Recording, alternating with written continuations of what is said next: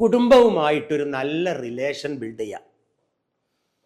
അപ്പോൾ last Yusuf അലിൻ്റെ video എന്നെ വല്ലാതെ കരയിപ്പിച്ചു. ഇതുപോലെ ഒരു കുട്ടി ചെല്ലാണ് മുന്നിൽ, ടെക്നിക്കൽ പോസ്റ്റ് തന്നെയാണ്, ഇലക്ട്രോണിക്സ് ആണ് തോന്നുന്നു, ഇലക്ട്രിക്കലാണ്, ബിടെക് കഴിഞ്ഞ ആളാണ്. പോയി ഫ്രഷാണ്, അറിയില്ല അതിൻ്റെ വർത്താനത്തിൽ നിന്ന് ഇങ്ങനെ ഞാൻ വീഡിയോ കണ്ടിട്ടുള്ളൂ.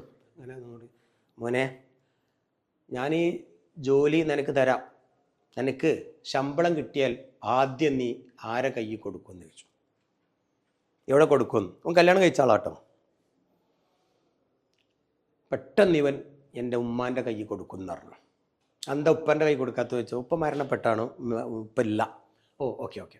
അത് കഴിഞ്ഞ ഉടനെ തന്നെ യൂസുഫ് അലി വിളിക്കുകയാണ്, ഉമ്മയുടെ നമ്പർ കൊണ്ടാണ്.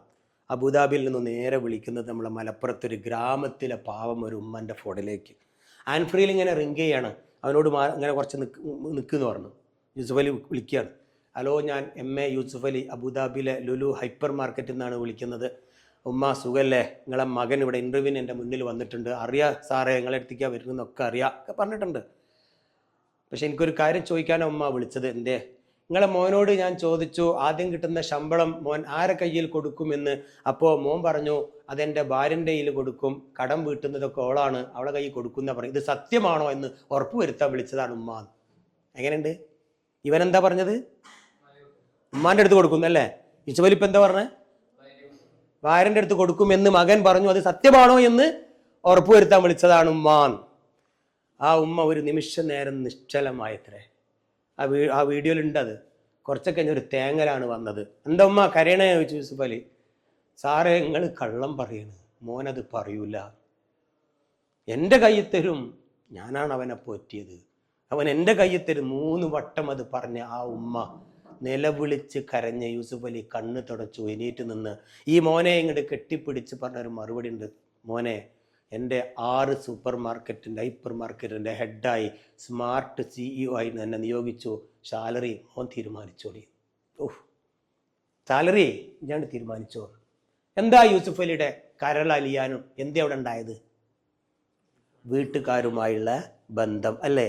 പെറ്റ തള്ളയെ മറക്കാത്ത ബന്ധം, അമ്മനെയും അച്ഛനെയും സ്നേഹിക്കുന്ന ബന്ധം ഇല്ല മക്കളെ? അതിന് വാല്യൂ കണക്കാക്കാൻ പറ്റില്ലല്ലോ. അതൊന്നും നിങ്ങൾക്കിന്ന് പറഞ്ഞാലും മനസ്സിലാവില്ല. നാളെ നിങ്ങൾക്കും കുറച്ച് കുട്ടികളൊക്കെ ഉണ്ടാവുമ്പോൾ നിങ്ങളെ മുന്നിൽ വന്ന് നിങ്ങളുടെ മക്കൾ കരയുമ്പോഴാണ് നിങ്ങൾക്ക് അതിൻ്റെ വില തിരിച്ചറിയുള്ളൂ. അതുകൊണ്ട് ഇപ്പോഴേ വീടുമായി നല്ലൊരു ബന്ധങ്ങൾ ഉണ്ടാക്കുക, അച്ഛനെയും അമ്മേനെയൊക്കെ നന്നായി സ്നേഹിക്കുക.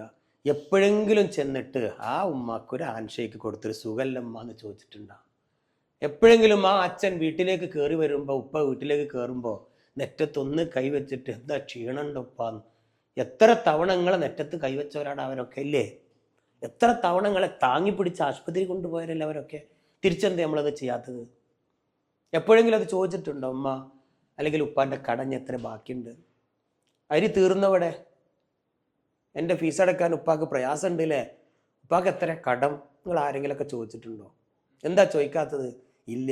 വീടുമായുള്ള ബന്ധം നിങ്ങൾ ഒരുപാട് അകലെയാണ്. നിങ്ങൾക്ക് നിങ്ങളെ കൂട്ടുകാരും കുറേ സോഷ്യൽ മീഡിയയിലും നിങ്ങൾ അറിയാണ്ട് ലയിച്ചു പോയതാണ്.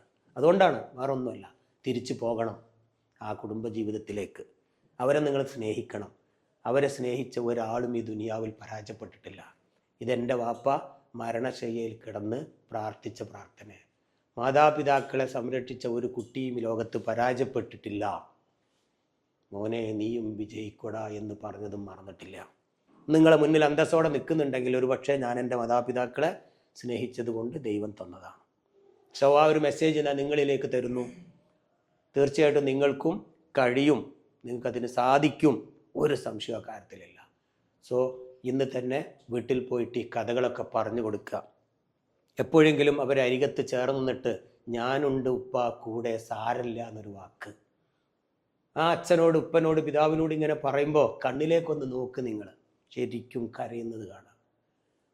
മക്കളുടെ ഭാഗത്ത് നിന്ന് ഇത്തരമൊരു വാക്ക് ആ വാപ്പക്ക് 1 കോടി കിട്ടുന്നതിനേക്കാളും സമാധാനമാണ്. സോ ഇവിടെ വന്ന് പഠിക്കുന്നതും നാളെ ഒരു വലിയ പൊസിഷനിൽ എത്തുന്നതും ഏറ്റവും അധികം സ്വപ്നം കണ്ട് കാത്തിരിക്കുന്നത് ആരായിരിക്കും? അവരല്ലേ? തിരിച്ചു കൊടുക്കണ്ടേ നമുക്കത്? ഇൻഷാ അല്ലാഹ് അതിനാവട്ടെ നമ്മളുടെ ഈ പഠനം. Tectify. Rectify with technology. Energized by Britco and Britco.